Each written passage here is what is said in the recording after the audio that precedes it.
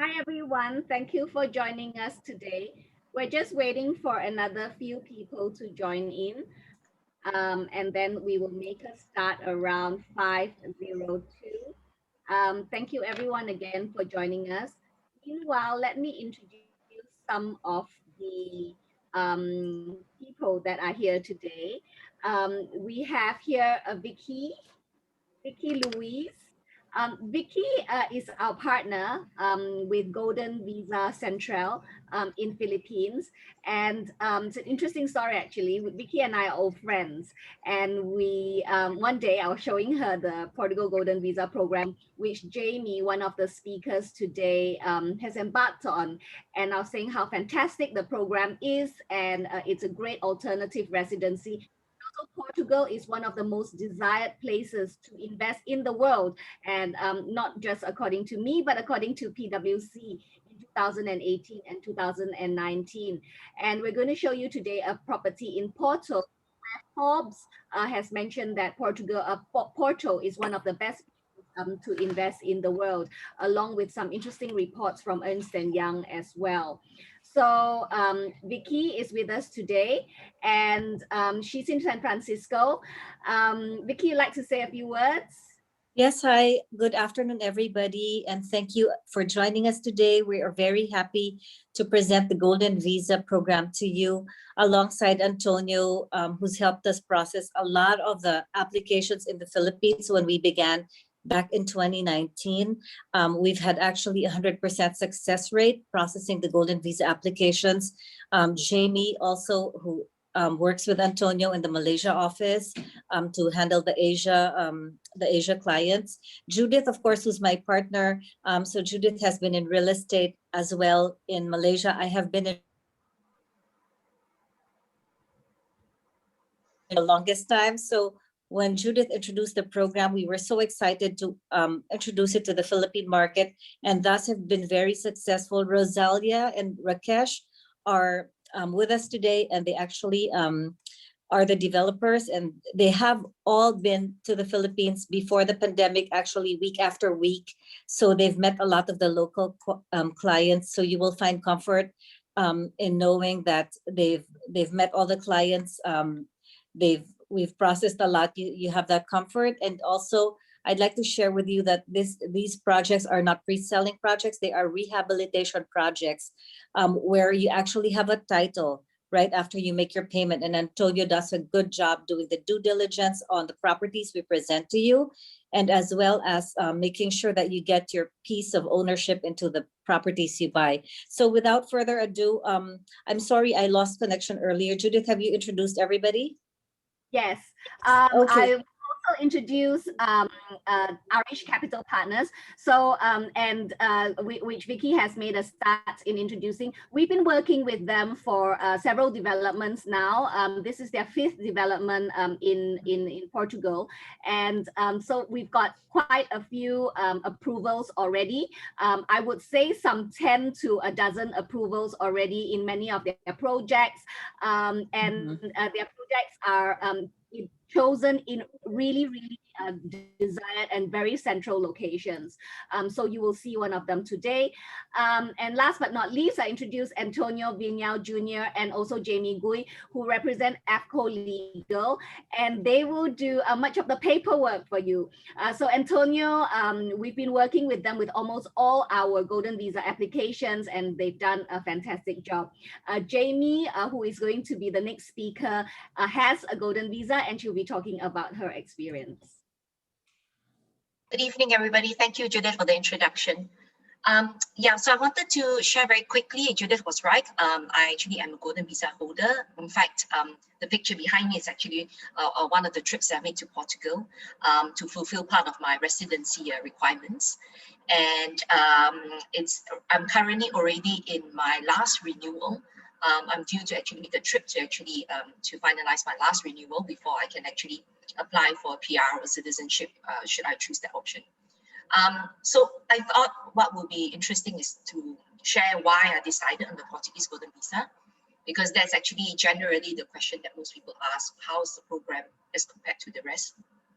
So the Golden Visa program in Portugal It's a government program that was offered in 2012, and it's by far one of the most popular programs.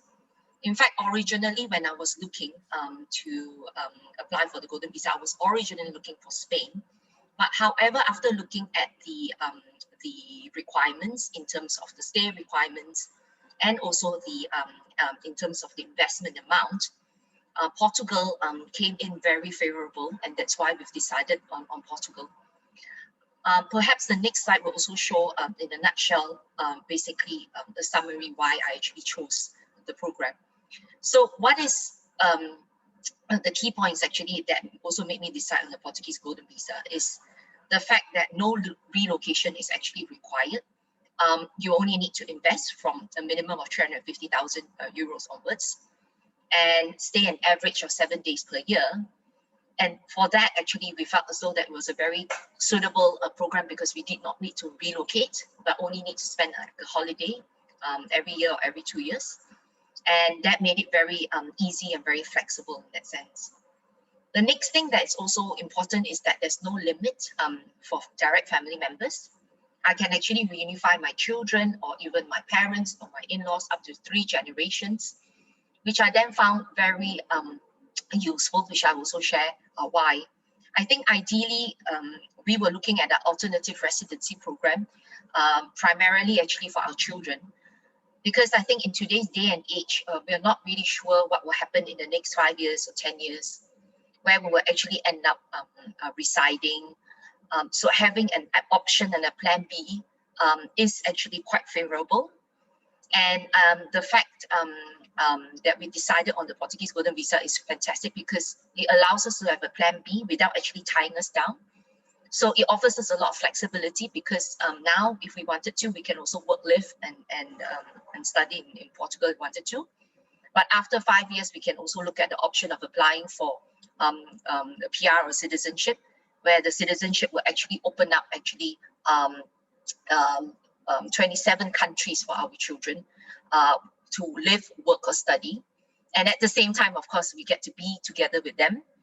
And not forgetting, I think what's also good about the Portuguese Golden Visa is during this duration of 5 years, the benefits already kick in. We can also live in 90 out of the 180 days. And I think with this current pandemic, it's very useful because I think Schengen visas are almost quite hard to get right now. And by having this temporary residency, we are able then still to travel to Europe should the need arise. So moving forward, I think I will pass the baton to actually Antonio, who is actually my lawyer who handled my case as well. Honestly, one of the main reasons why I finally decided on also on Portugal was also the comfort I derived from Antonio, who has been taking care of my investment very well as well. And hence, since then, I've been introducing also our friends and our clients to Antonio because he actually takes very good care of our interest and investment in Portugal.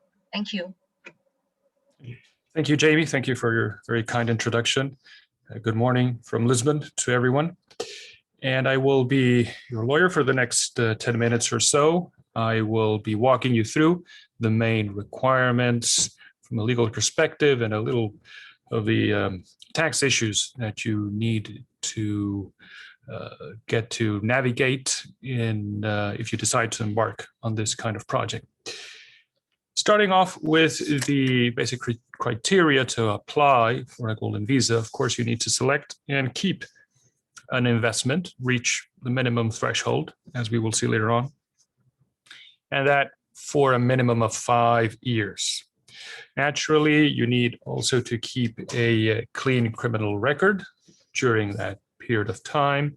And the minimum stay requirement is very easy to comply with. We're looking at 14 days every 2 years or so, which you can fulfill in one go or break it up during those 2 years. And again, very easy. It's nothing more, nothing less than a short holiday. So in terms of the different options that we have, You can see right there in the slide in bold, that would be the most favored option, I would say, or statistics show that by 90% of the applicants. So here we have, with regard to real estate, two sub options. Number one, any kind of property anywhere in Portugal for a minimum of 500,000 euro. Then the Portuguese government also created a second option with a lower threshold of 350,000 euro, whereby you put some money into the property and you put some money into refurbishing that property. And the combined amount has to reach a minimum of 350,000 euro. Of course, this cannot be just any property. It has to be located in specific, what they call rehabilitation areas, as defined by the relevant council. And therefore, it is best to check and not just think that any property will do. Now, moving on in terms of some of the advantages that the Golden Visa also provides is the ability to regroup or reunify other family members. And we would be looking at up to 3 generations, naturally spouse or partner. Then we would have children under legal age and above legal age if we can prove that they're financially dependent. And we would do this by showing that the children are single and, for instance, still studying. So if we have these two elements of proof, then of course we can bring them on board as well. Finally, also parents, and these would be the applicants, but also the spouse's parents, as long as, again, we prove that they are financially dependent. Now, again, as Jaime mentioned just earlier in her presentation, once you have fulfilled those 5 years, you come to a fork in the road and you can actually decide if you would like to go with permanent residency or citizenship. Actually, you could apply first for permanent residency and even later on apply for citizenship, should you wish to. Nevertheless, basic requirements for both, of course, clean criminal record. Of course, you can only do this after fulfilling your 5 years under the Golden Visa program. And then you have to pass a very simple Portuguese language test. And this level of Portuguese is very basic. There are 3 levels in the European Common Framework of Languages, A, B, and C, 3 sub-levels, 1, 2, 3, A1 being simplest, C3 being the hardest. You are required just an A2 level. And considering that people from all over the world, including those who only have languages such as Mandarin or Arabic as their first and sometimes only language, these have been able to pass. So it should not be a source of concern. And finally, Portugal does allow full dual citizenship. So from that perspective, it is also a very, very good proposition. In terms of the actual flow or timeline of the procedure, we would kick things off by obtaining a Portuguese tax number, which is relevant and mandatory, because in order to open the bank account first and later on to purchase the property, we will need that number. Then, of course, we open the bank account because the investment has to go through a Portuguese bank. We need to show evidence that the bank has received the money for the investment. At the same time, we would be working on the paperwork regarding the purchase of the property. When we have all the necessary documents in place, we would begin our filing. And the filing is twofold, or it comes in 2 stages. Number 1 is online, so you don't need to travel at this point. And after we have been pre-cleared, that would right now is taking around 3 months, then we can pass to the second stage, which requires, yes, traveling to Portugal to get your biometrics done and submitting all the other outstanding documents. And once that has been done, we would wait for a number of months following which, once you get approved, the card is released, and this procedure is repeated twice because there are 2 renewals. These are our legal fees. This is how we package them. Nevertheless, we do break it up so that you get a sense of the work that's involved: powers of attorney, opening bank account, drafting of powers of all the other documents, conveyancing, legal work associated with purchase of property, and of course the golden visa application itself. Then we have the government fees. And with regard to the government fees, of course, as the name suggests, goes directly to the government. We have different sets of fees depending on if we're looking at the main applicant or the family member. So the main applicant pays €533 for each initial application and for each renewal. So you pay these €533 3 times. Then you get your card, and to get your card delivered, you would pay €5,300. For each renewal, remember there are 2 renewals, you pay €2,600. Family members only change in terms of that initial processing fee, which is 83.30. So they pay that processing fee of 83.30 at the start of each filing, whether the main or the initial filing, and then each renewal, 83.30 per family member. And the cards cost the same. So these fees are the €5,300 and 2,600 for each renewal. Okay, so moving on, then we have taxes to take care of. And if you're looking into buying a property, you will know that there is transfer tax on the one hand and stamp duty, depending on the cost of the property itself or the price of the property itself, because transfer tax is on a sliding scale. We would be looking at something between 6 to 7.5 roughly of the purchase price overall, 2 taxes combined. That is a one-off, naturally. And then after that, you would be looking at your council tax. Council tax is your annual property tax, which is not assessed based on the purchase price of the property, but on the property's taxable value, which is much, much lower. So we take this lower taxable value, which is an assessment made by the Portuguese Revenue Board, and then we apply the relevant rate, which hovers between 0.3 and 0.45%, depending on the council where the property is located. If you make income based on this property, let's say you decide to lease the property, and there we would be looking at 2 types: long-term lease, which stands currently at a rate of 28%, and then we have short-term lease, which is 12.5%. And overall, apart from the golden visa itself, it is a sound option, even from a tax perspective, because there is no wealth tax, there is no gift and inheritance tax. And as we've just seen right now, the rate that applies to short-term rental is actually quite low.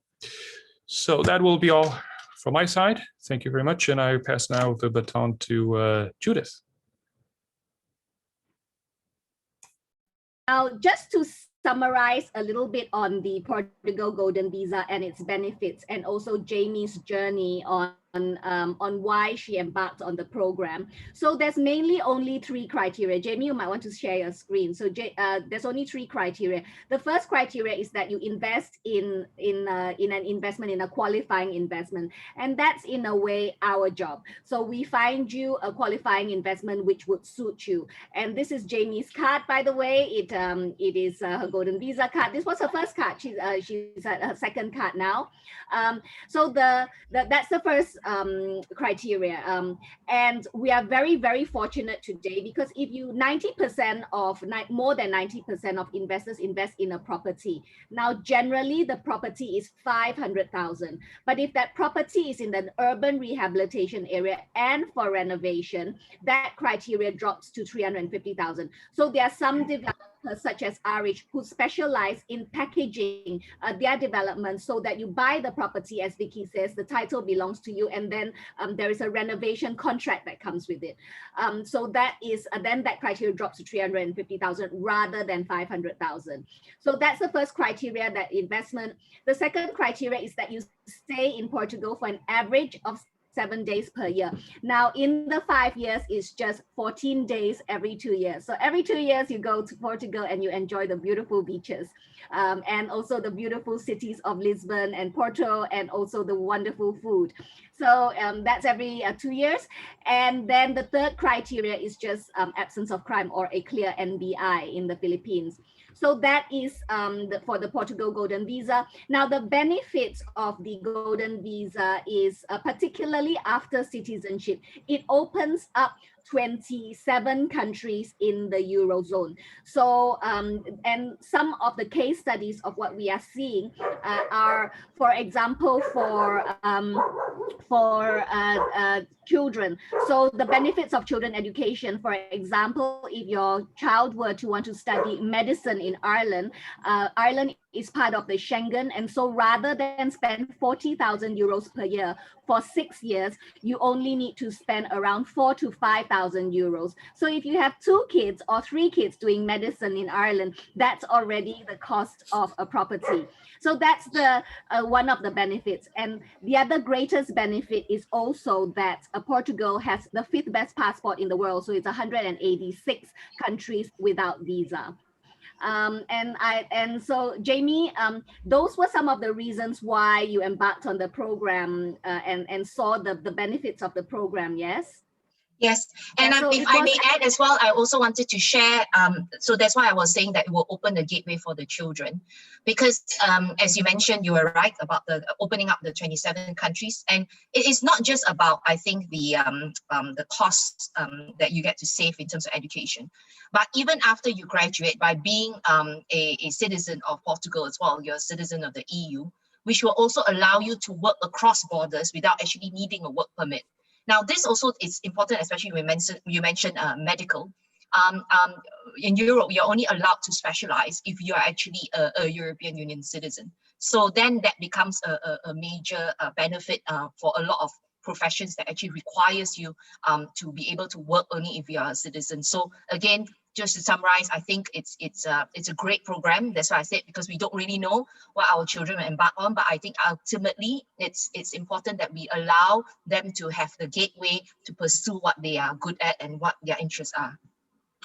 So Justin, while you share start sharing the video, Portugal is also known as a gateway to Spain, because the Spanish Golden Visa has a larger stay requirement, and it's also it's 500,000 rather than 350. So it's actually popular because of these certain reasons. Now we're just going to introduce a property to you. This video is on a retail property called Santa Catarina Place. And it is Jaime, Vicky, and my favorite development. The residential lots have sold out. Not even one lot remains. It's completely sold out, the residential lots. Now there is an opportunity to invest in their retail lots. Now, the reason why the residential lots have been so popular, and they actually, because Vicky has actually many friends, we have friends, co-moms that have invested in this project. So there are quite a lot of Philippine investors, which is something that is very unique as well about this particular development in the Philippine market. But it is because of the location. So the really, really central location, Rakesh later will take you through the location and also the points why they decided to invest in this project as developers, and also why it is actually a very beneficial investment in terms of capital appreciation and also yield. So we'll start playing the video and then we'll come back and I'll pass the baton to Rakesh and Rosalia.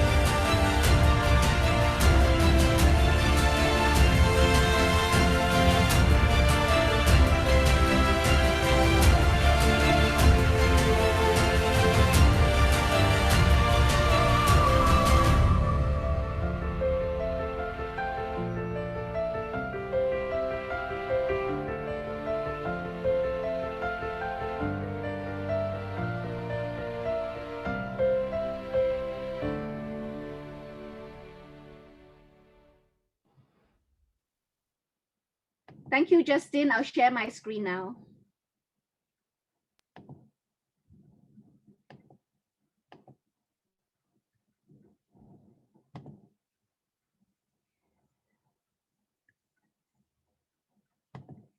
So I'll pass the baton to Rakesh and Rosalia to go through this wonderful development.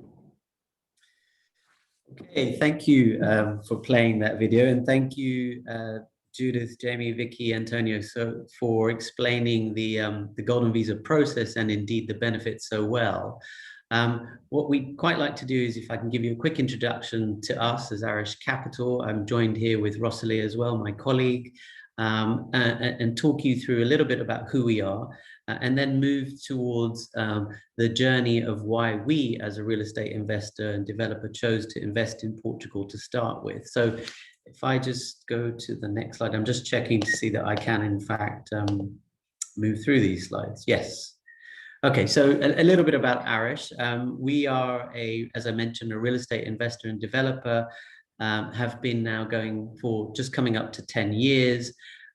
We are originally a UK-based company, and indeed that is where our head office is. But around sort of 4 years ago, when Brexit was announced, we decided that we wanted to expand our European footprint, and have invested in various European countries. But really, from a pure investment and development perspective, we very much focused on Portugal. I'll come on to explain why that is in a second. But in the UK, we've focused on niche asset sectors like student accommodation, care homes for the elderly, some of which we've sold on to financial institutions. Others we continue to retain as part of our own portfolio. So this is just a snap of some of our previous developments.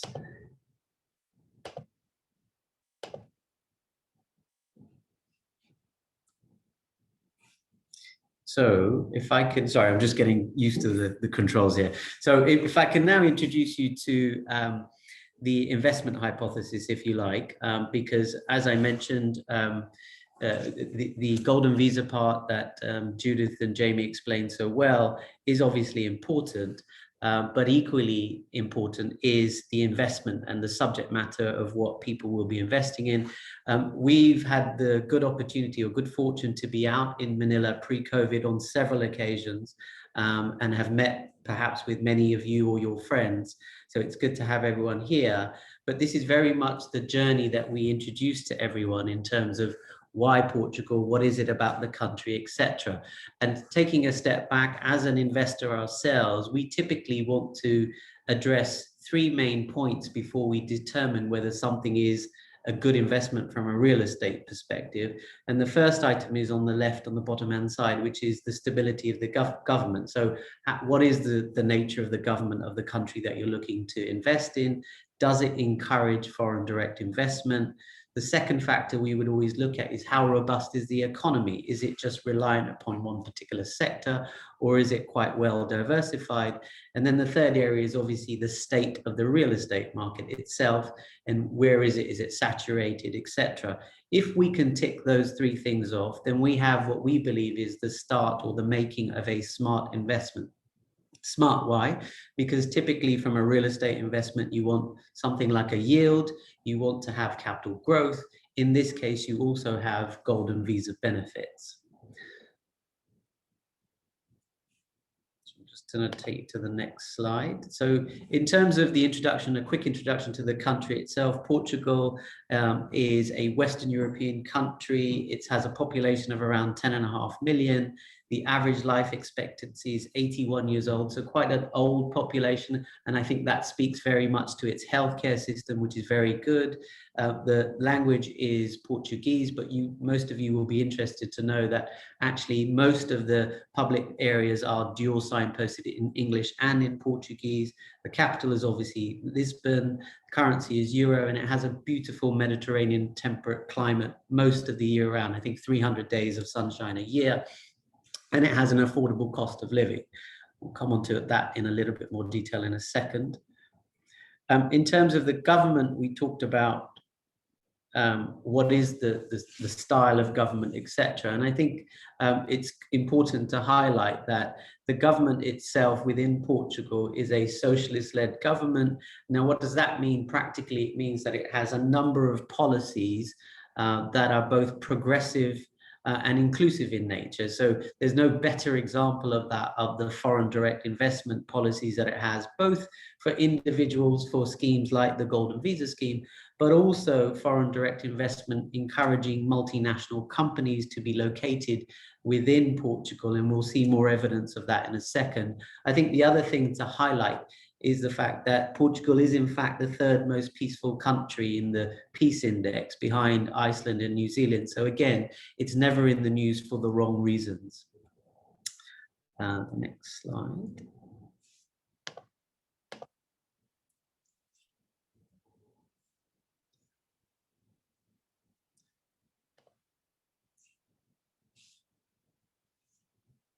Sorry, I'm having a bit of trouble with these slides. Yeah, it's gone. There we go. I think Judith is just lining it back up. Great.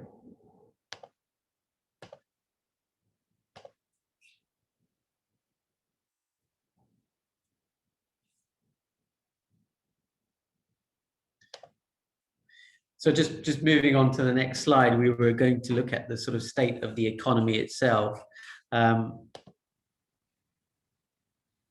Judith, have I got control now? Yeah, okay, great. And I think it's important to highlight that most people's frame of reference when assessing any economy at the moment, it seems to start with the global financial crisis back in 2008 and very much lands on today in terms of where we are in terms of COVID. I think one thing to highlight is that the IMF, since the global financial crisis, has predicted a growth rate for Portugal of 2%, and that's been the case for the last 3 years, and that uniquely is higher than countries like Germany and the UK. And the reason for that is because Portugal's economy, whilst most people in their minds locate it being sort of very centered on tourism, it does in fact have a very multifaceted economy, whether it's on the manufacturing side, the tertiary services, the law and the accounting, insurance companies. More recently, it's become more of a leading tech hub. Student education has always been very strong within Portugal, having some of the leading universities, obviously travel and tourism. The real estate market itself, which we'll obviously be focusing on, does have the fair mix of commercial, retail and residential. And therefore, all of this adds up to having a very mixed economy, which is great for real estate investing, as evidence of sort of the multinational presence, again, to do with the fact that they have been encouraging foreign direct investment for a number of years now. You can see on the screen in front of you, hopefully, various names that you probably identify with, whether it's Google, Amazon, IBM, etc., have all set up part of their European headquarters within Portugal. Now, with that multinational presence, you often get an influx of expat individuals seeking to locate themselves within that country. And Portugal indeed has become one of the highest performing sectors, if you like, in terms of attracting expats. But with those expats will come their families. That has an impact on what services are provided locally. You'll see that we have various international schools within Porto and Lisbon now, whether it be British schools or French schools or indeed general international schools. So the service level is always increasing because of that multinational presence. And now we can sort of move towards the real estate market and what all of this means in terms of the backdrop that I've given from a real estate investing perspective. And I think probably you can see in front of you that there's been pre and post-COVID, whether it's Bloomberg or Forbes, etc., have been highlighting the fact that Portugal is one of the few bright spots from a real estate investing perspective. But when we decided to invest into Portugal about 4 years ago, the metric that most interested us was the yellow line at the bottom, where you can see we have prices for residential asset pricing per square meter in comparison to Portugal, i.e. Lisbon and Porto, to other European city centres. And you can see that Lisbon is well below some of its European city cousins. And from our perspective, there was no real reason for that to be the case. given the fact that Portugal does have a very multi-diverse economy and the government is strong and stable, and therefore we very much expected at the time we invested to have that pull to par effect. Indeed, now most commentators are agreeing with that analysis. Now, what does that mean in terms of hard numbers? As of 2019, across Portugal, residential prices have increased in excess of 7%. In places like Lisbon, they're at 9.5%. Now, a lot of people ask at that point, well, is that sort of growth trajectory sustainable? And I think what people have to remember is that Portugal did start from a very low base, and therefore our view is that pull to par effect will indeed continue, and indeed is supported by the fact that the government has these very encouraging foreign direct investment policies, both for individuals and for corporates.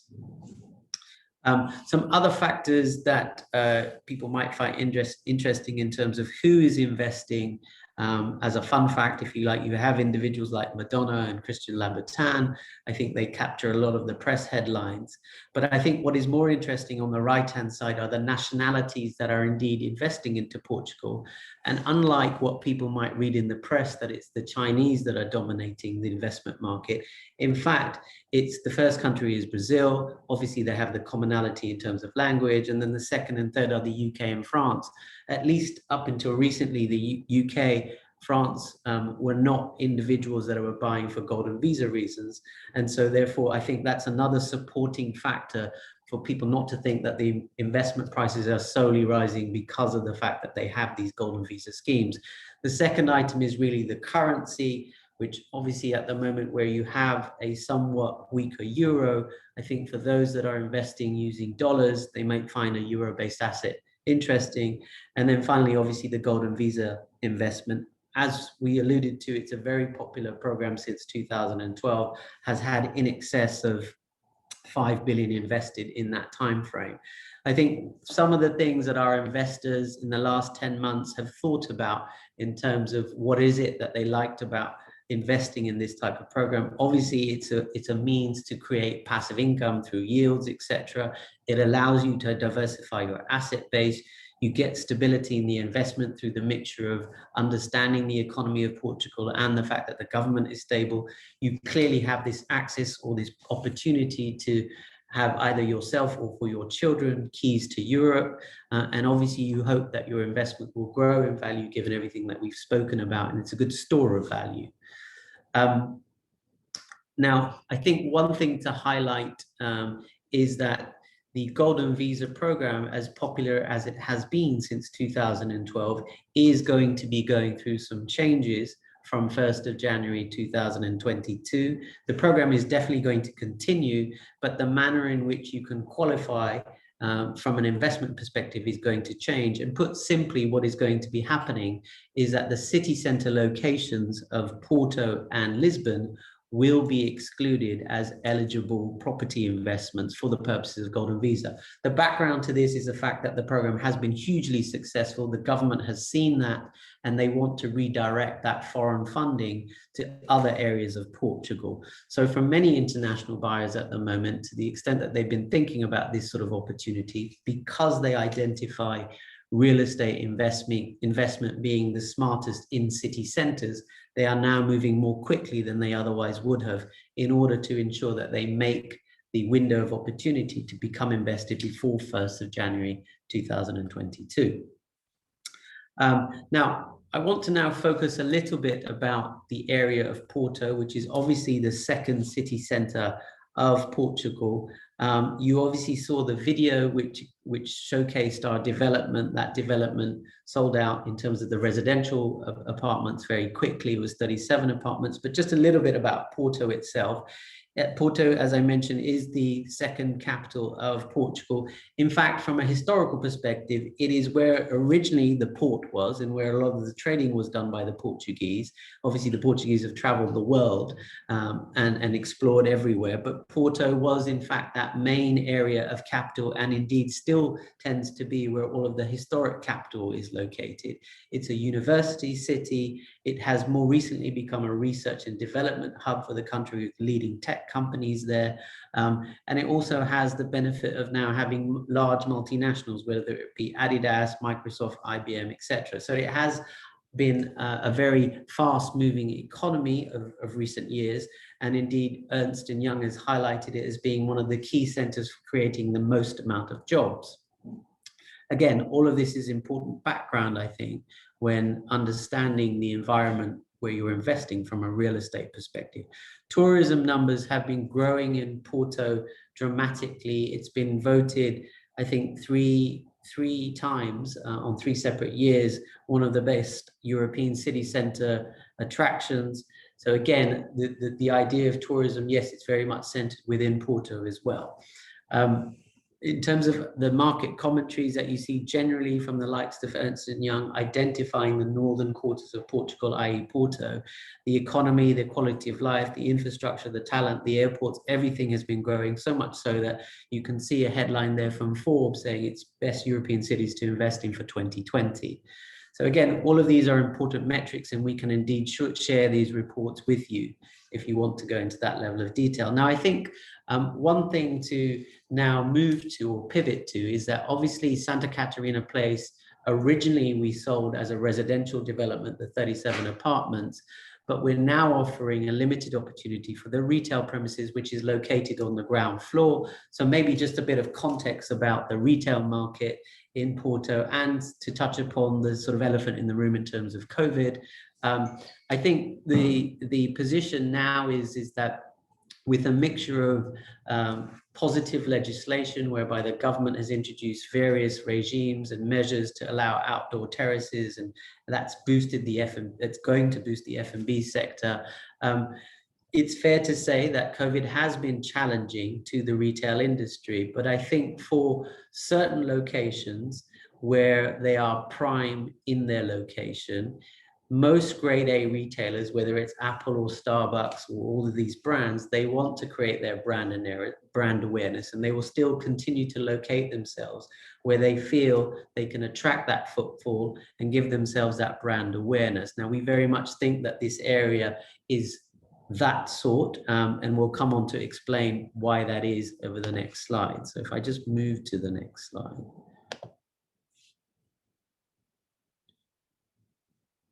So here we have a little bit more detail in terms of the Porto downtown metrics. And what is important here is that this is a study by JLL, and it's both in 2018 and more recently at the end of 2020, where a chart was created for what are the rental prices per square meter per month for Porto downtown. You can see there that it's been gradually growing now to 70 euros per square meter. And inversely to that, you have the added benefit that yields have been falling. So the Porto yields were 8.5% a few years ago, and now they're tending towards 5%. So both those things show you the strength in the local economy, which is important. When you go even more into the micro detail and you look at reports by Cushman & Wakefield, this particular asset, as we've mentioned, is in a prime location of Porto downtown, which is actually the Baixa zone. And you can see there that the Baixa zone, according to Cushman & Wakefield, commands a rent of around 75 euros per square meter. And again, the JLL report, Santa Catarina, has 65 euros per square meter. Again, important metrics to keep in mind, and I'll explain why. Because our asset is indeed in Santa Catarina Place. As we've highlighted, it is a hub of activity, a hub of tourism. It's very well located in terms of various things that people might identify with. But let me just summarize what the investment opportunity is in terms of Santa Catarina. So you can see here on the slide, the residential apartments are now 100% sold out. And what we have on the bottom right-hand corner is the picture of the retail, which is located on the ground floor of the Santa Catarina building. This is a super prime location. As I mentioned, it's in the Baixa zone, and we are expecting a grade A tenant, given that we're surrounded by international hotels and brands, etc. The completion for this retail unit is going to be around Q4 of 2022. And in terms of a recap of what the investment opportunity is, this is Golden Visa qualifying, so the same as a residential, but a retail investment. And the price point is 350,000 euros sharp. It's limited to 10 investors only. I'll explain why in a second. We're also offering a 4% fixed yield for 5 years to each investor. And we're also providing a buyback at year 7. And again, both these last two items are really trying to ensure that we make the investment as hassle-free as possible for investors who like the idea of becoming invested in the real estate sector of Portugal, but don't really want to get involved with the headache of managing that, but equally will benefit from the Golden Visa as well. Some more details surrounding the area itself. Again, this demonstrates the location of the brands within the area. You can see various names that you'll hopefully be able to identify with, whether it's Benetton, Zara, Burberry, Tod's, etc. They're all located within moments walk from us. So that's great from just general appeal. But secondly, you're in the center of where all of the landmarks are from a tourist perspective. So you have the Majestic Cafe, which is moments away. You have Bajau Market, the Town Hall, the Theatre District, and indeed the Via Catarina Shopping Centre, which is obviously in Santa Catarina. Now, it's not just the evidence of having international brands and hotels near us, but also having the tourist landmarks. You also have the metro stops, etc., which is a moment stop from the actual premises itself. The retail unit is just under 345 square meters. It's over 3 floors. So you have the ground floor, an upper floor, and a lower level. And that is important in terms of how we go about valuing this type of premises. And the way that you value, obviously, a retail premises is different to how you would value residential apartments. And as I mentioned, we gave some metrics surrounding what JLL and Cushman & Wakefield identify as being average rents in the area of 70 euros per square meter and average yields of 5%. In our valuation, which we can share with you, we have a valuation of just over 3.5 million, 3.54 million. That is using a yield of 5.5%. So we're being more conservative than what the market is currently. And it assumes an average rent of 50 euros per square meter, whereas the average was around 65, 70. So again, we've been conservative and we have a valuation of just over 3.5 million. Going back to the point, that opens the opportunity to have 10 Golden Visa investors. So hopefully that answers the reason why we're only having 10 eligible Golden Visa investors within this opportunity. Now, what does all this mean in terms of the European context? I've talked about rents and I've talked about yields, etc. And I think, again, just to give you some more context of this, the valuation that we use 5.5% and 50 euros per square meter. If we compare it to other European city centers, if you look at Berlin, their yields are at 2.8% and 300 euros per square meter. Madrid, again, still quite high. Even if you look at Lisbon, it's at 4% and 140 euros per square meter. So looking forward in terms of what you might expect from a capital growth perspective, etc., is that yields should be positioned to compress in this particular area. That is a function of not just the location itself, but the fact that bank lending rates are likely to remain at very low levels. And therefore, we would expect this type of Porto asset to increase in terms of the rents, the yields to go down in the direction, at the very least, of Lisbon, if not generally for Europe itself. Now, in terms of the type of tenant we would expect, we've had various inquiries of what we think might be a suitable tenant, and we've given you some imagery here so that you can think about it within your own minds. To some extent, this is academic because we are offering that fixed rental of 4% for 5 years. And that is irrespective of whether a tenant actually goes into the premises or not. But obviously we're expecting a tenant to come in. This is an F&B concept design. You can see that it's quite a high-end type of finish, as well as this type of F&B concept. We also have the potential for fine dining. The sort of restaurant scene within Porto is very much now where Lisbon is at the moment, which is obviously booming. And then you have also jewelry stores, which was actually what our original concept was. It's just that more recently we've had queries coming in from different sectors, and therefore we wanted to include those as well.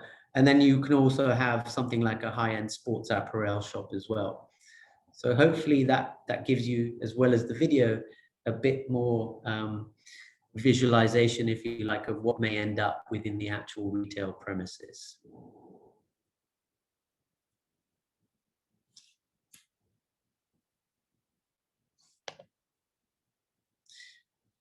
So just to recap, because I appreciate I've spoken for a fair few minutes, just to recap in terms of the reasons that we would see for people wanting to invest. Some of the reasons are the same that people got into the residential apartment investments. It is a prime location. It's a very exciting location in terms of where we see Porto going forward. So you have a prime location investment. The other reasons that people will want to invest in this are really item 3 there. This is a hands-off investment. It's fully managed in the sense that we're giving this fixed yield of 4% for 5 years. We're also providing the exit liquidity at year 7. So therefore, you know, when you're getting into the investment that there'll be a drop dead date that you can come out of the investment. And in and amongst all of that, you have the ability that this investment is also Golden Visa eligible and has all of the benefits that Jaime and Judith talked about at the start of this presentation. So I think that possibly brings it to the end of my section. And I imagine that there are now any number of questions which either Rosalie or myself can try and answer if they relate to the property, or if they're Golden Visa related, then obviously we have Antonio and Jaime, etc.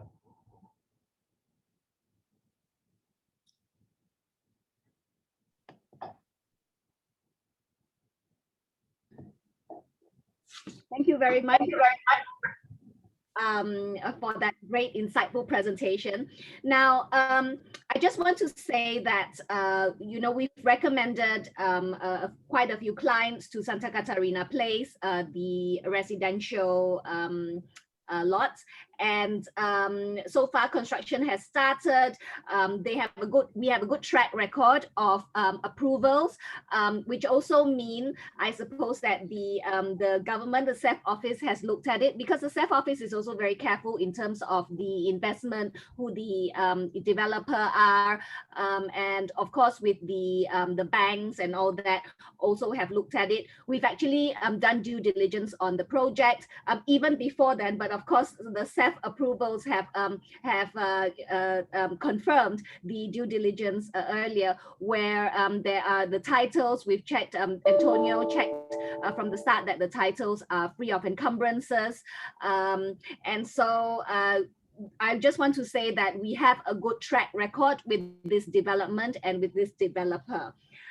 Also, we have actually been having a lot of queries about fund investments, and I would like to say that I suppose this would compare a little bit to a fund where because of the buyback and also the set yield, but it is tied to a property, and a property that you know, rather than you know, a fund where they might invest in a property which they evaluate later. But this particular property, you know, the location, and the location, I must say, it's fantastic.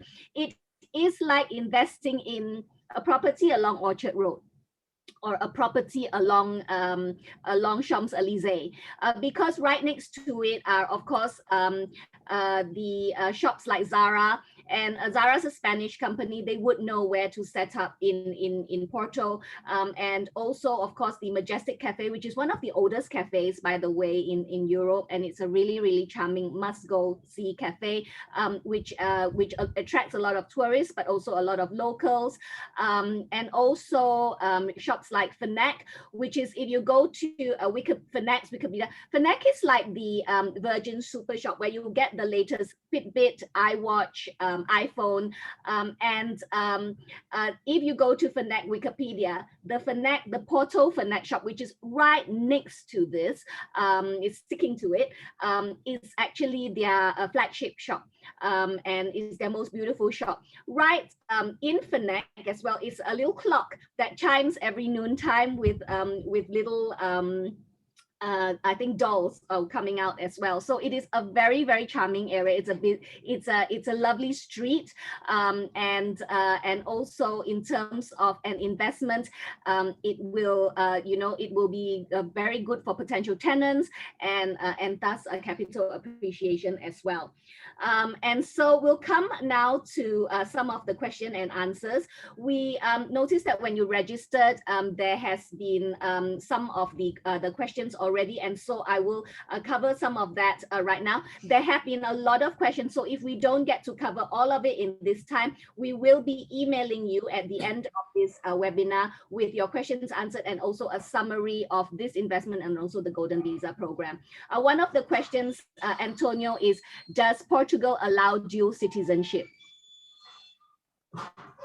Yes, absolutely. As mentioned during my presentation, Portugal does allow full dual citizenship for any nationality. So that's another bonus point for Portugal there. Okay, and what about the option to apply for PR? Does it expire after 5 years, or can it be renewed indefinitely? That is renewed indefinitely, and it's a much more simple and fast procedure once you have already reached that stage. And when do we know when Portugal will open up for tourists? I know many of us have already got the vaccines, and so we're looking forward to travel again, and things will open back to normalcy by year end. We have to believe that. Well, first of all, we would like to know, those of us who are already in Portugal, when we can start going out, because we're in a period of lockdown. So I guess that once we're over that, and potential dates are still being discussed, the government will be in a position to open up the borders for different countries. As of now, it's mostly restricted to other EU countries and a very, very limited number of non-EU countries. Mm-hmm. And is there an age limit for the Portugal Golden Visa program? No, there's no age limit for main applicants. And in terms of the family members, we discussed earlier the possibility of bringing on board children above 18. Now, once they reach a certain age, let's say 25, 26, 27, while there is no limit in the law, but of course, the possibilities of somebody that age already being financially dependent would grow exponentially. So they will be, Immigration Department will be a lot more careful assessing that application. Okay, and this question is for you, Rakesh. When you were evaluating Porto versus Lisbon, particularly in this type of investment, what were some of your thoughts regarding your investment in Santa Catarina Place? Yeah, and look, I think that's a good question, because we obviously have invested in Lisbon and in Porto, and I think they're both very good investment opportunities depending upon where you find the right asset. But from our perspective, we felt the location of this particular mixed-use development, i.e. is residential and mixed, we felt that it was a good location. We felt that the prospects for capital growth were very good. We felt that the rentability of whether it was the residential or the retail would be very good. And if we look at, if we go back to some of the numbers I went through, I appreciate I threw a lot of numbers out there, but you can still see that there is a distinction between the rates of rent and the yield factor within Porto versus Lisbon. So as an investor, you want to have a situation where you can benefit from that upward growth. And we felt that Porto definitely offers that over Lisbon in some particular areas. Mm-hmm. And what is the potential yield on year 7? We have a question here. Yeah, so maybe just to explain the buyback at year 7, and that ties into the yield question as well. So we have an investment opportunity where the investor invests, and then we have a buyback at year 7. Why year 7? It's because typically in order to, when someone invests in real estate that is Golden Visa qualifying, it takes them around sort of 3, 4, 5, 6 months to get their Golden Visa card. Then they have a holding period of the property for 5 years. At the end of those 5 years, obviously they have a choice between either converting their Golden Visa into permanent residency or citizenship, i.e. passport.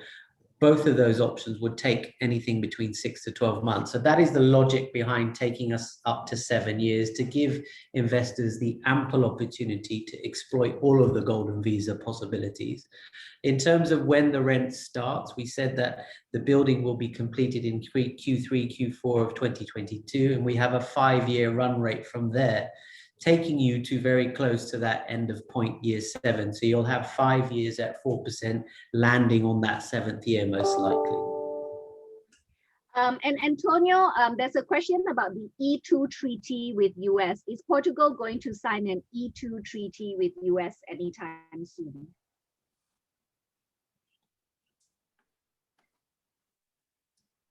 There is no current information on that, and we can only, hope for the best in the future. But currently, Portugal is not a signatory to that treaty.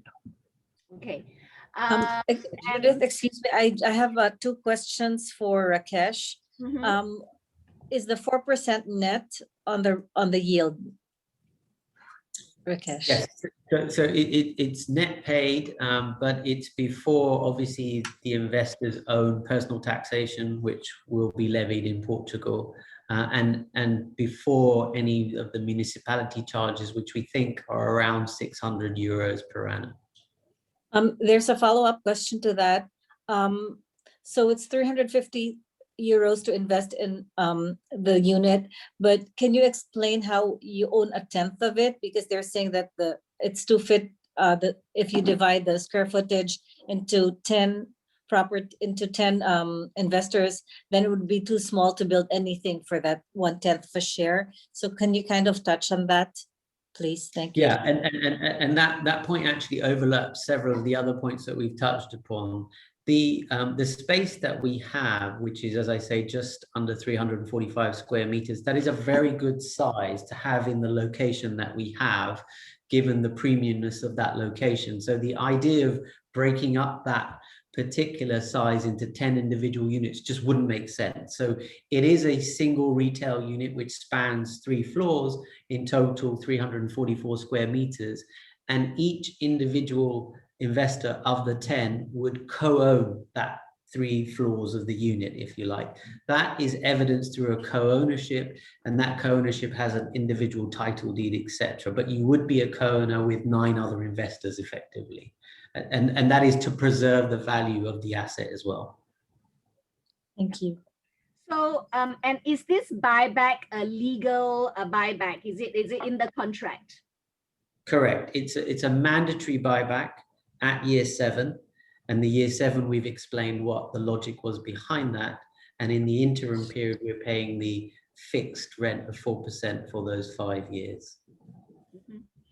So again, to summarize, Portugal Golden Visa has been one of the most popular residency programs in the world because it's actually a very simple program. It's a 5-year program, and all you have to do is invest in one of the qualifying investments. And I must say, this is actually a very attractive qualifying investment for the Golden Visa.